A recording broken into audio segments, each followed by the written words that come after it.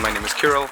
I do work for Trivago, and kind of my passion is to help people, teams, and organizations to become more productive, feel better, and get into flow. So this is kind of my passion topic. And this is also the topic of today's talk.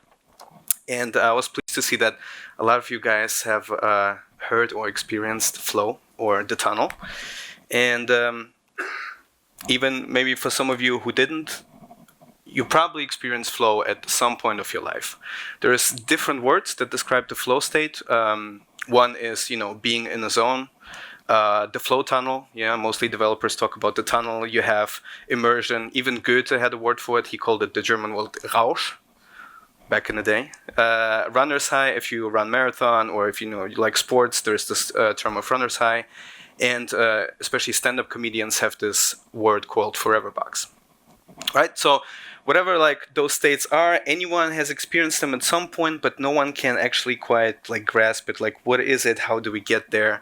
And technically, if we want to talk about flow, flow is a NOC. NOC meaning non-ordinary state of consciousness, meaning it puts it in the realm of states like meditation, hypnosis, sleep.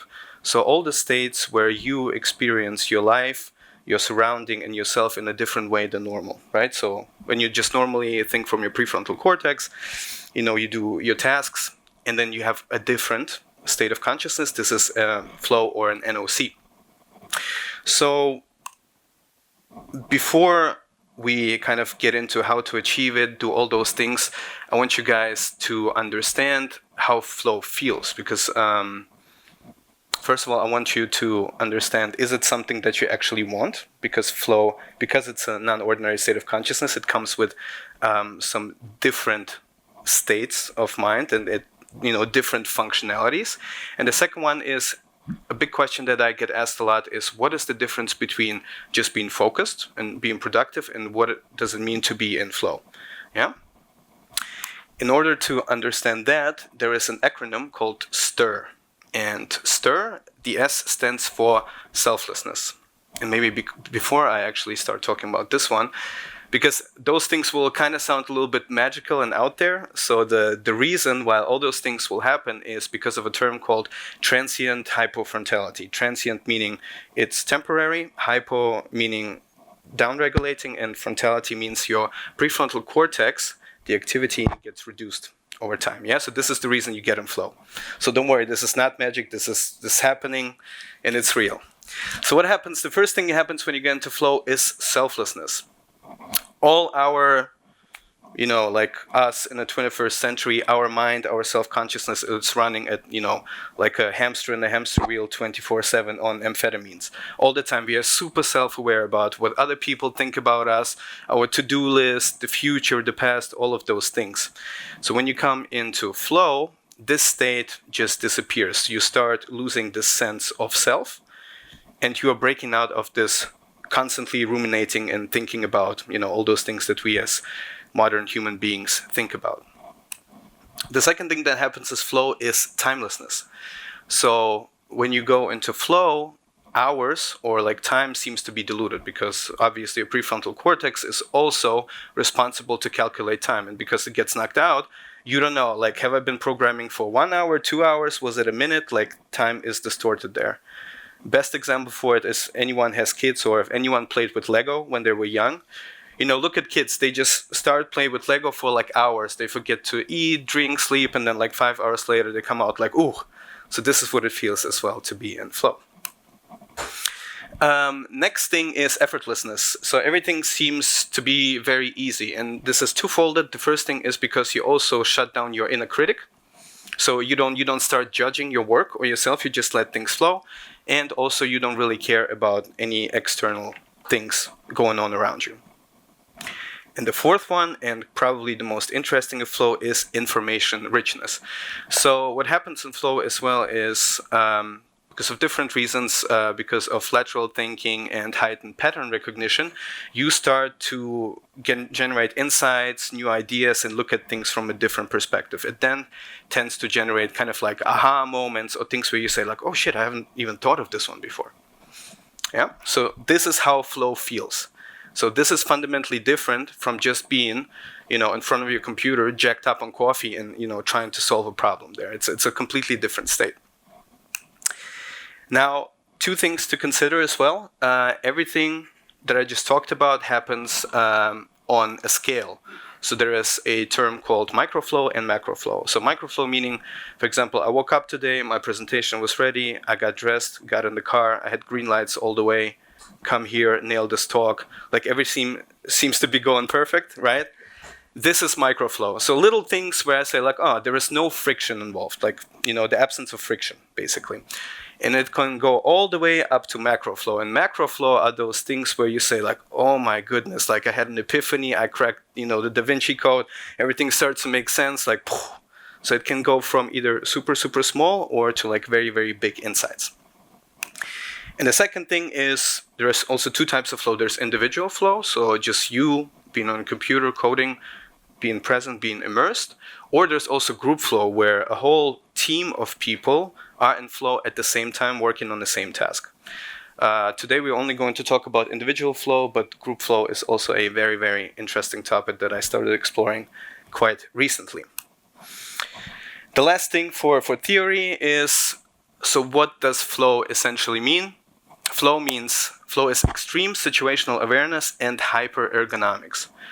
What does that mean? Situational awareness, meaning that once you're in your situation, you're so focused that you are able to take in way more information than before, right? So just the bandwidth of information is bigger.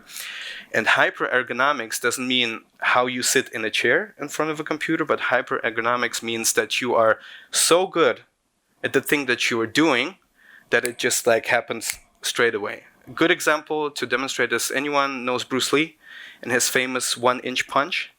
Yeah, when he used to stand in front of like, masters of judo and things like that, he would just remove fist from the person 1 inch and then punch the person, and the person went flying through the room into chairs and stuff because he could literally concentrate all his force and energy in such a precise and hyper-ergonomic way that all this energy was bundled into like this little punch. So this is what you want in flow. Access to more information and you actually know what the hell you're doing. This is flow. Okay, done with the theory, but very important for you to understand what we are talking about. Next problem that I had while preparing this talk is, because this is a tech conference and I think I'm the only non-tech speaker here, I felt kind of like, I don't know how to feel about that. I still wanted to deliver some value to you guys, so I started with a little field experiment and I went and spoke to some of my engineering friends, right, to developers. I went out to them and asked them, hey guys, have you ever heard of flow? How do you get productive? What helps you to be productive, etc., etc. And I talked to about 10 people. And the conclusion out of all those interviews was that for most of us, flow is very elusive, meaning, sometimes you get into a state of flow or into the zone, sometimes you don't. It tends to show up sporadically, but you don't really know how to achieve it on a constant basis. And the thing about flow is, because flow has all those amazing cool properties, you can only unlock this if you have a way of accessing flow on a regular basis. So what I decided to do for this talk, and I think for the last 20 minutes, is to basically open up the source code for you guys of flow, so you can understand what the hell is going on behind the curtain, how do we achieve flow, and hopefully with this awareness of what is going on, you can start experimenting, hacking, doing all this stuff. And the good thing is, flow states are open source, anyone can use them. It's super accessible to literally everyone. So I think you will enjoy this little framework that I will lay out. This is the juice right here. So this is the source code of flow. And it is called the flow cycle. So the one important thing, or the only thing, if I do only one thing, is to introduce you to the flow cycle. And the biggest misconception is that flow is not binary. Flow is not binary. It's not like an on and on switch, not ones and zeros. It is a process. And from what we know now, it has 4 stages. So what I'm going to do is we're going to go through all those 4 stages. I'm going to explain to you what is going on there, and I'm going to give you some advice on how to hack it. Yeah? So the first stage in flow is struggle. You might be like, huh? Struggle? Why struggle? I thought we were talking about peak performance. I can tell you that most of the stages in flow feel very unflowy, so there's not much flow to them. And struggle is the first stage of the flow cycle, and this is essentially the loading phase. So this is where you load your brain with new information, right? So you start working on a problem, you do something, you load bits into your brain. And in flow, the prefrontal cortex, like I mentioned before, is shut down. Transient hypofrontality, this is how you achieve flow. But in the struggle phase, the prefrontal cortex is very, very active. So this is why the most predominant brainwave is the beta brainwave. This is what we usually do. For example, when you listen to me now, you're in beta. When you start programming, you're in beta. This is how we develop code, build cars, spaceships, do all this cool stuff. The problem with beta is that for most of the people, this is the only state that we're in right now. And beta, if you're in it for too much or doing it too much, is the state of anxiety, rumination, and just constantly nagging on yourself. So, this is all the stuff that happens, like, you think about yourself, you think about the past and future. So all the executive function sits there. And the predominant neurotransmitter is cortisol and norepinephrine. So our classical flight or fight hormones, right? So the example that everyone uses, if there's a saber-toothed tiger, you're like, oh my gosh, fight or flight kicks in, those hormones get released, and so you have a little bit more juice to run away or fight, whatever you do. So they have a place there, but the problem is when you get stuck in there for too long, bad things starts to happen, chronic stress, all of those things like that. But because this is a loading phase, and you load information in there, and you basically can only process 7 plus minus 2 bits of information, you can hold those. Struggle is pre-programmed, because once you start thinking about new problems, new things, you're going to overload the brain. So in flow, counterintuitively, this is actually a good sign. So if you struggle, this is a good sign that you're moving in the right direction. So you need flow in order to perform well.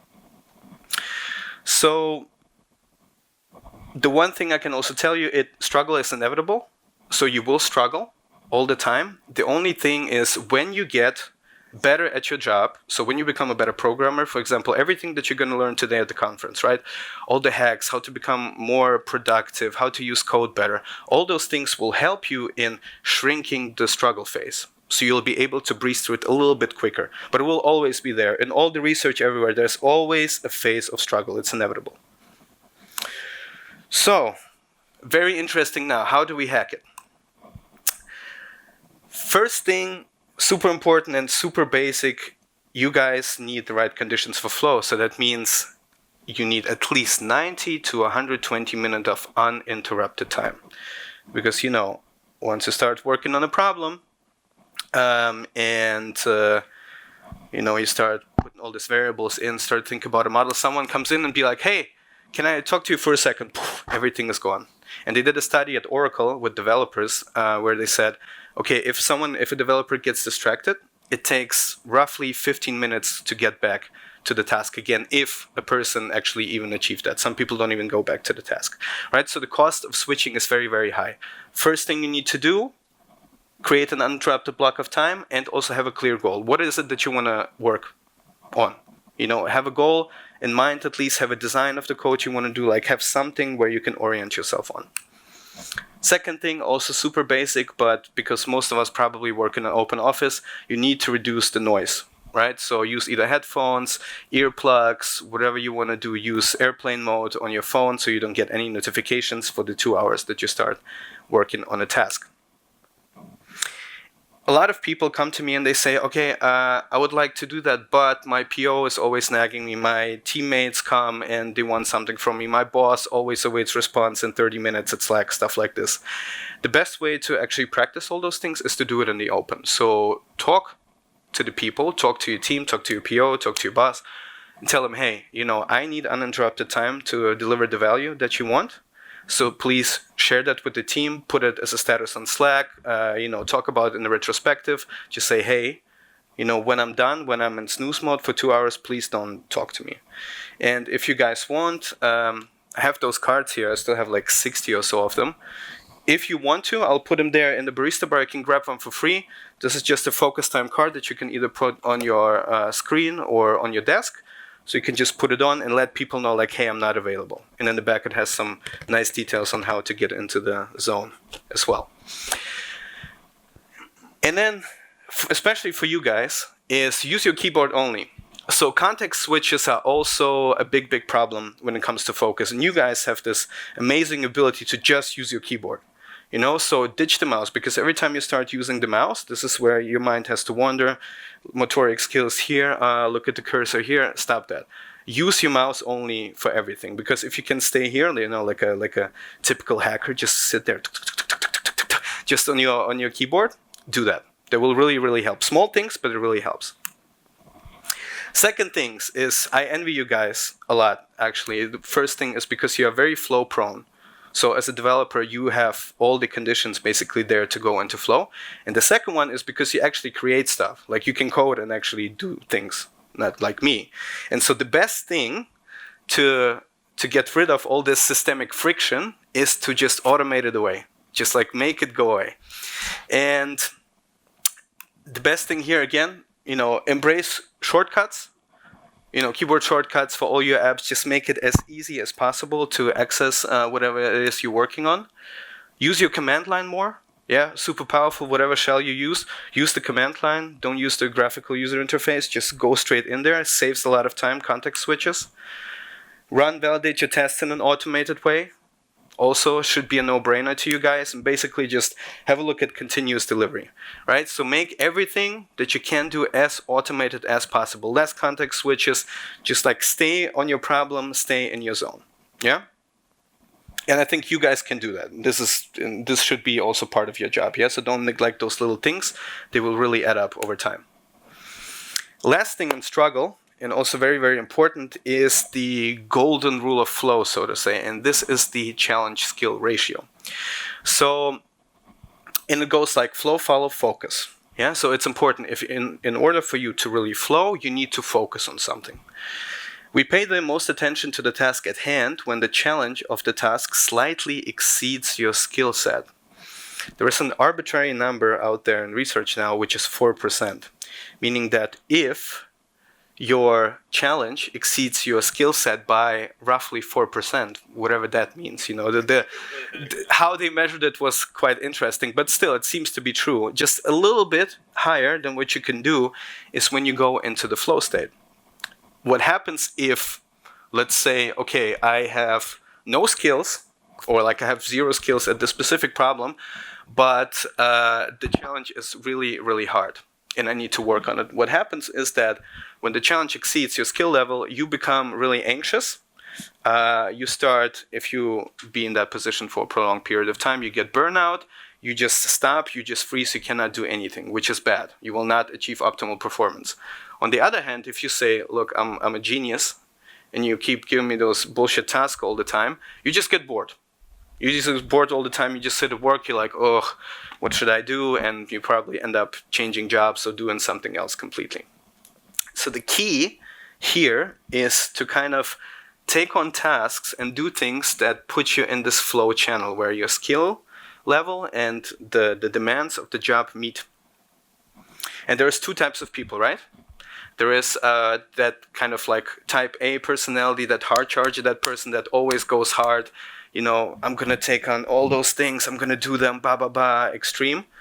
The challenge there is that don't exceed yourself over 4%, because if you're an overachiever, like if you like to do things very well, you sometimes go for 20%, 100%, 200% at a challenge. Yeah, so the thing there is like tone it down a little bit. Don't go too hard. And then there's the type B personality, maybe a person with kind of like, very sensitive nervous system, or someone who's not really out there and likes to fling himself into danger. The thing for that person is you need to step up a little bit. So that means you need to start taking on tasks that are a little bit more challenging for yourself, so you can start pushing yourself. Yeah, so that was the struggle phase. So let's say now that we are working on a project and you're trying to solve an infrastructure problem at your company, right? Super complex, a lot of dependencies, and you work on it for a day, you sit on it and you're like, fuck, I can't solve it. What should I do? Two choices. First choice is you say, okay, top up on coffee, cancel all the meetings, tell your wife, girlfriend, husband, whatever, I'm not coming home today, and just sit down and start pounding and be like, I'm gonna crack it. One choice. Second choice is you just slam down your laptop, say, okay, like, I quit. Yeah? Go for a bike ride, play some kicker, table tennis, swim, take a shower, whatever. Yeah? And this is the release phase. So the idea with the release phase is that, of course, your prefrontal cortex is very engaged in the struggle phase. But here, when you start moving towards the flow, you go into alpha. So when you kind of release all those problems that you have, you start to get a little bit more relaxed. So the alpha is more cascading, means you are still aware, everything is still fine, but you're a little bit more relaxed. And if you do it right, if you do the release right, your body also releases nitric oxide. What nitric oxide does, it sweeps away all the cortisol, all those stress hormones out of your body. So how should we do that? The most important thing here is that it is actually good to take a step back, and you need to do that. And one good way of having those breakthrough moments, without pushing on the problem for too much, is the Macgyver method. This is the best hack, and I use it all the time, literally all the time. Even like doing this presentation, I used it like twice. And Macgyver, you all probably know who Macgyver is. He's a legend. He's a legend in the kind of like non-violent problem-solving scene, I would call that. And Macgyver can really help us to become better at solving problems. And it goes as follows. So let's say that you have this problem, infrastructure problem. You don't know how to continue. You don't know what to do. What you do is, before you go into the release phase, before you start slamming keyboards and computers, you write down your problem. Key is here with your hand on a piece of paper. You cannot talk to anyone. You need to write. Write down the problem that you're trying to solve and be as specific as possible. Even don't worry about the stuff, but be as detailed as possible. Say, okay, I need to solve this problem. It needs to be like this. It has dependency on this. As precise as possible. Just write for like 5 minutes or so, yeah? That's it. Then you step away. Then it's the incubation phase. Then you just step away from the problem. If you do it for a long time, like if you continue doing this, then 1 to 4 hours might be enough. In the beginner, you might wait for like half a day. So what do you do afterwards? So you do something stimulating but not taxing. So in research, they found out that the best thing to do is something low-grade physical. Meaning something that gets you out of your mind, out of your prefrontal cortex, and gets you more into the body. Yeah, they call it also deep embodiment. So things that, the best thing that they found out is building model airplanes or dinosaurs works the best. Why? It's funny, but it's because you engage your fine motor skills. It is not taxing, but you do touch something, and that seems to be the optimal thing. Another thing that works is gardening, house cleaning, long walks, shower, my personal favorite. Who's aware of the subreddit Shower Thoughts? Anyone? Shower Thoughts subreddit? Yeah? So why do you think the shower, why do you think all those good things come in the shower? Because shower pulls the deep embodiment card. Meaning, when you go into the shower, all this stream flow of water on your skin plus you massaging yourself gets you out of your prefrontal cortex into your body. And this is when you allow your brain to kind of think about the problem differently. Facts. And especially for you guys, one thing that doesn't work, and don't even try it, is no gaming, no TV, and no hard exercises. So why no gaming, no TV? Because the problem is with screens, they flicker. And there's a lot of stuff happening on it. Every time a TV or a display flickers, it kicks you into beta again. Even if you're not aware of it, it puts you in the stress response mode. And what you want to do is you want to stay in alpha, in this more relaxed state. So that's why no screens, no gaming, nothing on the computer. Do something in the real world. Yeah? And then you just come back to your problem and continue working. And what ends up happening after a couple minutes, you actually have a breakthrough, or you can start developing a new solution. Try this. Promise me you try this at least once. It really works. So that was the release phase. So now, finally, we come to the most important phase, the juice of this whole presentation, which is flow. This is where all the good stuff happens. And it happens because of these things right here. Dopamine, endorphins, anandamide, serotonin.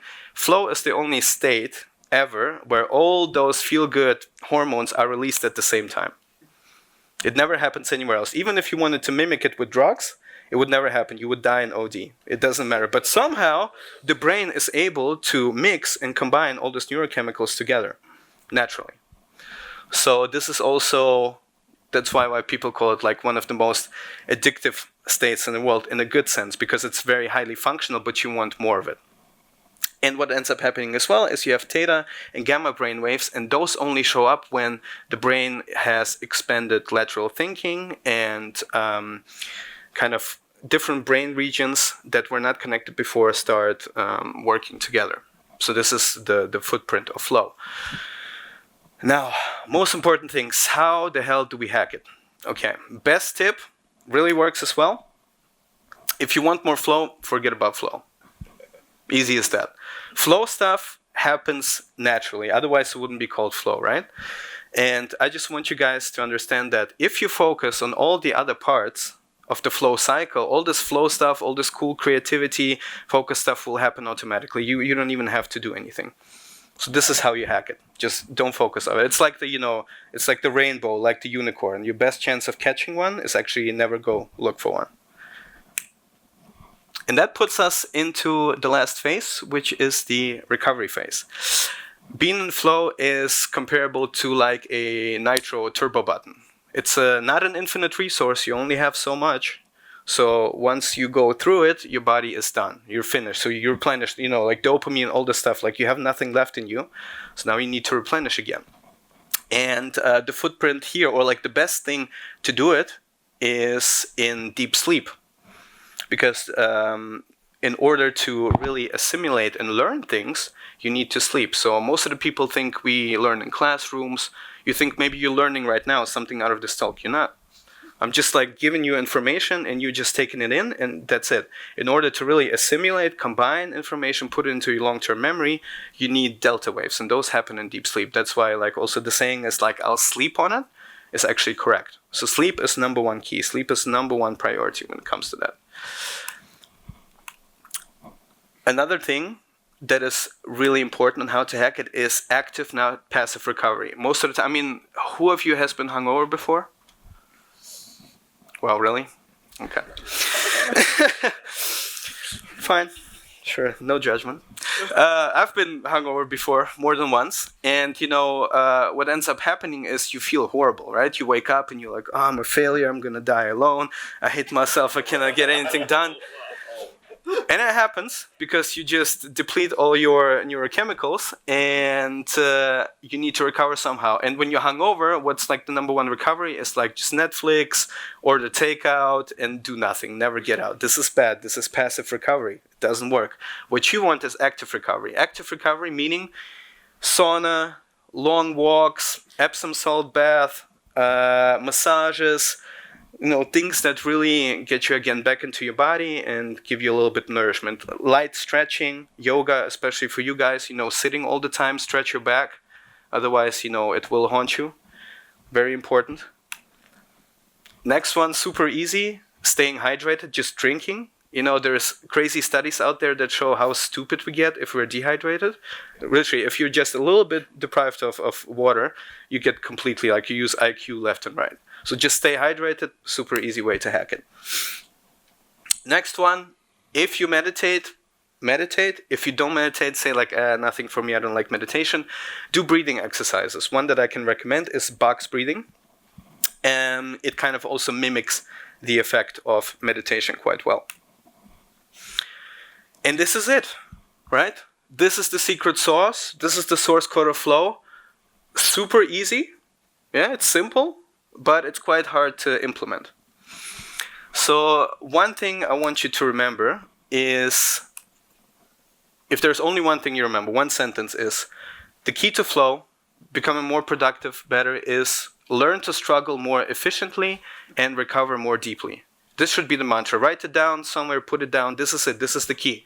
Right? So once you learn how to struggle more efficiently, meaning go through the struggle phase, learning more, becoming more productive, all this, like productivity porn and all this stuff lives there.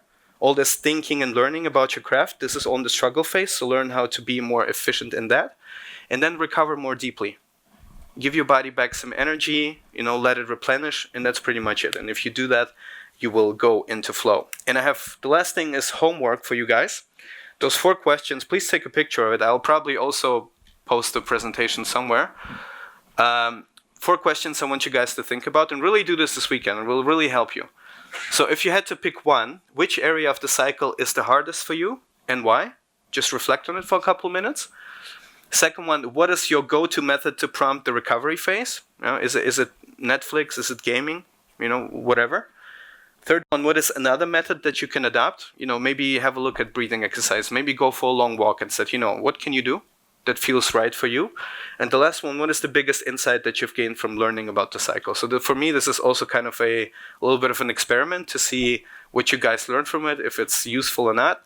And if you can, would be amazing if you can also email me the responses. If you have like 5 more minutes left or something, just send me some of the responses to those questions to my email address up there. And if you have any questions, if you like this topic, please approach me during lunch or when you see me at the conference.